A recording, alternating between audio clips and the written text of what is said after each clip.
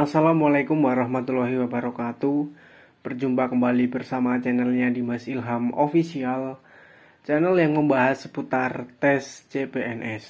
Nah, buat yang baru gabung, saya ucapkan selamat datang teman-teman semua. Jangan lupa like, comment, share, subscribe channel ini ya. Buat yang udah melaksanakan itu semua, saya doakan semoga teman-teman bisa diterima CPNS pada tahun 2023 ini. Nah, pada kesempatan kali ini saya akan berbagi 5 soal yang sangat daging ya, TWK rasa TKP. Nah, ini sangat membantu teman-teman dalam memahami konsep untuk mengerjakan soal TWK CPNS. Nah, langsung aja tanpa basa-basi kita menuju ke soal nomor 1.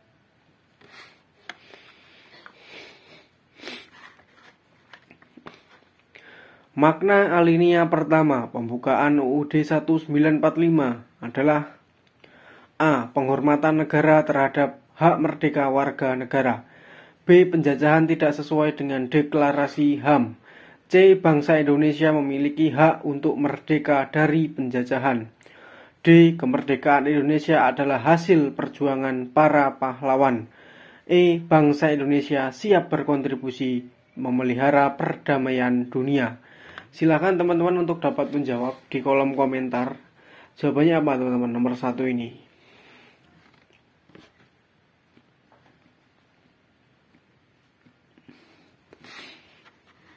Langsung aja kita jawab ya.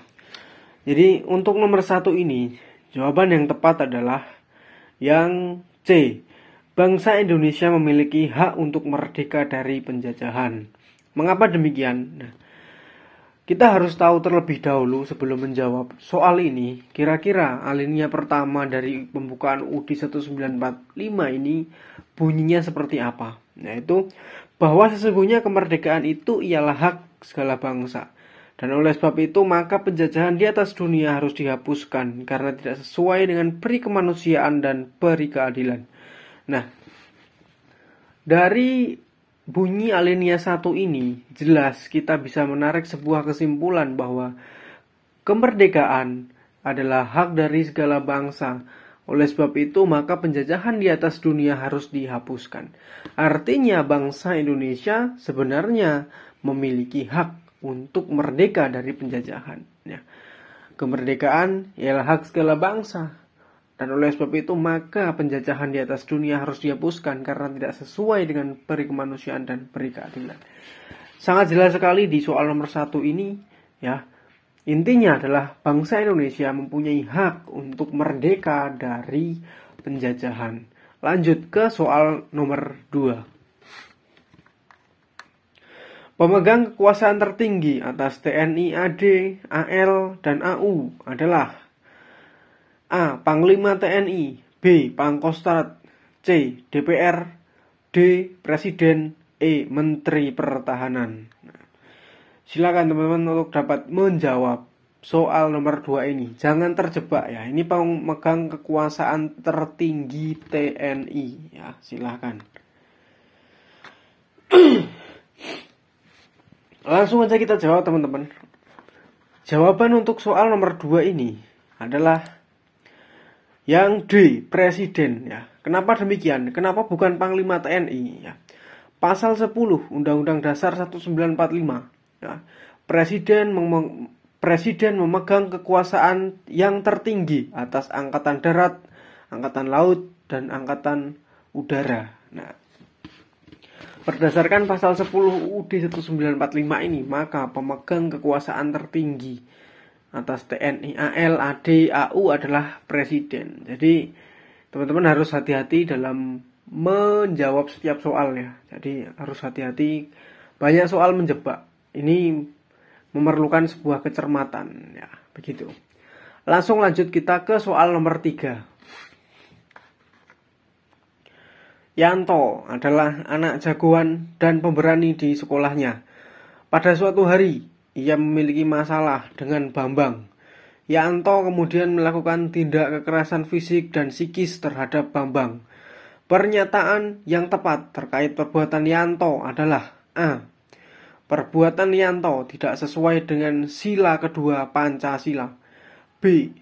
Yanto berada di posisi yang benar sehingga dia emosional. C. Bambang tidak meminta maaf untuk mencari solusi jalan perdamaian.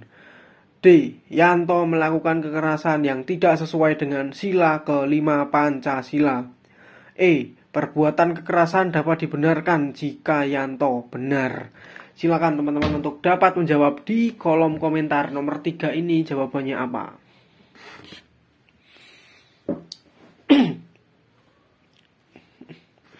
Langsung aja kita jawab teman-teman nomor 3 ini ya. Jawaban yang tepat untuk soal nomor 3 ini adalah yang A. Perbuatan Yanto tidak sesuai dengan sila kedua Pancasila. Oke, kita bahas ya. Apa sih yang dilakukan Yanto? Yaitu melakukan kekerasan fisik dan psikis terhadap Bambang. Kemudian sila kedua Pancasila itu apa? Kemanusiaan yang adil dan beradab. Bahwa ternyata salah satu poin implementasi dari kemanusiaan yang adil dan beradab ini adalah mengembangkan rasa saling mencintai sesama manusia. Artinya sesama manusia, warga negara Indonesia tidak saling menyakiti, apalagi saling berbuat kekerasan. Nah ini jelas Yanto dalam menghadapi masalah, dia kemudian melakukan tindak kekerasan, anarkis ya, fisik, baik psikis ya. Kemudian itu sangat jelas apa yang dilakukan Yanto tidak sesuai dengan kemanusiaan yang adil dan beradab itu tadi. Karena pada sila kedua ini salah satu poin implementasinya adalah mengembangkan rasa saling mencintai dan menyayangi sesama umat manusia. Jelas ya, nomor 3 ini jawabannya ya. Oke, sebelum lanjut ke soal nomor 4, jangan lupa teman-teman like, comment, share, subscribe ya, supaya channel ini terus berkembang. Lanjut ke soal nomor 4. Yogi adalah anak dari pegawai konglomerat. Ia punya banyak koleksi eskavator mewah. Yogi sering menaiki eskavator mewah itu dan mempublikasikan di media sosialnya dengan tujuan agar orang lain mengakui eksistensinya. Perbuatan Yogi dengan memamerkan harta orang tuanya itu tidak sesuai dengan pengamalan sila A. Ketuhanan yang Maha Esa, B. Kemanusiaan yang adil dan beradab, C. Persatuan Indonesia, D. Kerakyatan yang dipimpin oleh hikmat kebijaksanaan dalam permusyawaratan perwakilan, E. Keadilan sosial bagi seluruh rakyat Indonesia. Silahkan teman-teman bisa menjawab di kolom komentar nomor 4 ini jawabannya apa.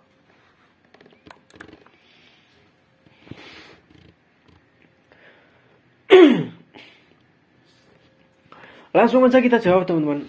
Jawaban yang tepat untuk nomor 4 ini adalah yang E.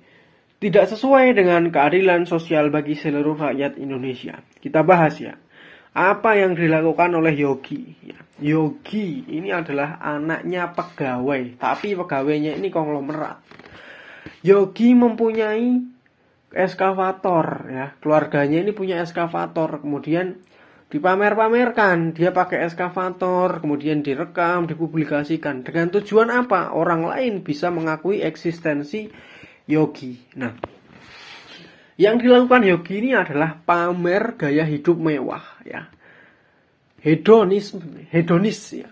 Nah, di sini tidak sesuai dengan sila kelima karena apa?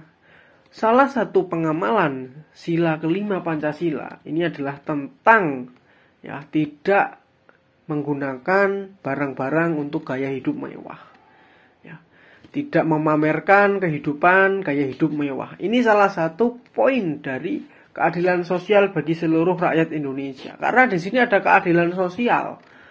Ya, kalau semuanya kemudian bebas ya memamerkan kehidupan mewah, yang terjadi adalah keadilan sosial itu tidak akan terwujud. Kesenjangan itu tidak akan terwujud. Jadi apa yang dilakukan Yogi ini tidak sesuai dengan keadilan sosial bagi seluruh rakyat Indonesia. Implementasinya adalah tidak memamerkan gaya hidup mewah. Nah, seperti itu salah satu poinnya. Lanjut ke soal nomor 5. Undang-Undang Dasar 1945 sebagai landasan konstitusional bangsa Indonesia telah mengalami beberapa kali perubahan atau amandemen. Salah satu tujuan dari amandemen adalah untuk menyesuaikan isi UUD 1945 dengan kondisi perkembangan bangsa Indonesia. Berapa kali UUD 1945 telah dilakukan amandemen? A. 4 kali, B. 5 kali, C. 3 kali, D. 1 kali, E. 2 kali. Silakan teman-teman untuk dapat menjawab di kolom komentar berapa kali ya UUD 1945 ini di amandemen. Oke, langsung aja kita bahas ya. Jawaban yang tepat adalah A. 4 kali ya. Amandemen UUD 1945 pertama kali dilaksanakan pada tanggal 19 Oktober 1999. Amandemen kedua 18 Agustus 2000. Amandemen ketiga 10 November 2001. Dan amandemen keempat 10 Agustus tahun 2022. Jadi ketika ada soal berapa kali amandemen UUD 1945, maka jawabannya adalah 4 kali ya. Sudah 4 kali, kemudian UUD 1945 ini dilakukan sebuah perubahan, amandemen, untuk menyesuaikan isi-isi pasalnya dengan kondisi perkembangan bangsa Indonesia. Jadi seperti itu, jawabannya nomor 5 adalah 4 kali ya, jelas. Nah. Oke, cukup sekian video pada kesempatan kali ini. Terima kasih. Wassalamualaikum warahmatullahi wabarakatuh.